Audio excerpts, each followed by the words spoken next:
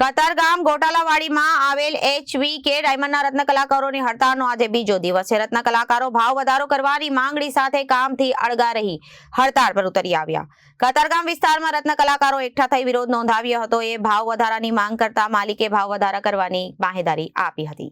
સુરતના કતારગામ વિસ્તારમાં રત્ન કલાકારો એકઠા થઈ વિરોધ નોંધાવ્યો હતો। રત્ન કલાકારોએ ભાવ વધારાની માંગ કરતા માલિકે ભાવ વધારો કરવાની બાહેંધરી આપી છતાં હોવા પણ ભાવ વધારો કરવામાં ન આવતા તે લોકો વિરોધ પર ઉતર્યા હતા। પરંતુ ભાવમાં વધારો ન કરાતા રત્ન કલાકારો હડતાળ પર પણ ઉતર્યા હતા।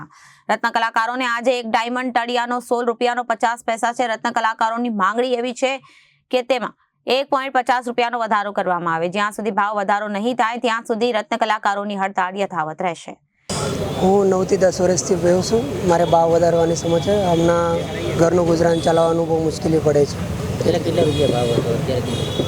દિવાળી પહેલાં 11.5 હતો, પછી દિવાળી પછી ઘટાડો 11 કર્યો, પછી એમના 4 મહિના અમે 11માં જ કામ કર્યું। પછી મેં વિચાર્યું કે ભાવ વધુ જોઈએ આજે। વિલાસ પાટીલ છે, HVKમાં બેહું છું। 10-15 વર્ષથી અહીંયા બેહું છું। અમારી માંગણી એટલી જ છે કે ભાવ વધવા જોઈએ, 1 થી 2 રૂપિયા ભાવ વધવા જોઈએ। શેઠે અમારી માંગણી પૂરી નથી કરતા ત્યાં સુધી અમે કંઈ બેહવાનું નથી।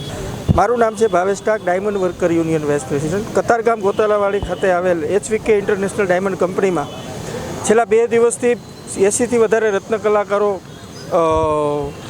હડતાલ ઉપર છે। હડતાલની જવાનું કારણ છે કે એમનો જે ભાવ છે મોંઘવારી પ્રમાણે વધવો જોઈએ।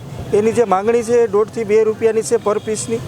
તો આ માંગણી તાત્કાલિક ઉકેલ આવે। કાલે અમે માલિકો સાથે સંવાદ કર્યો હતો, પરંતુ કોઈ નિરાકરણ આવ્યું નથી। આજે લેબર ડિપાર્ટમેન્ટ પણ એની મુલાકાત લેવાના છે।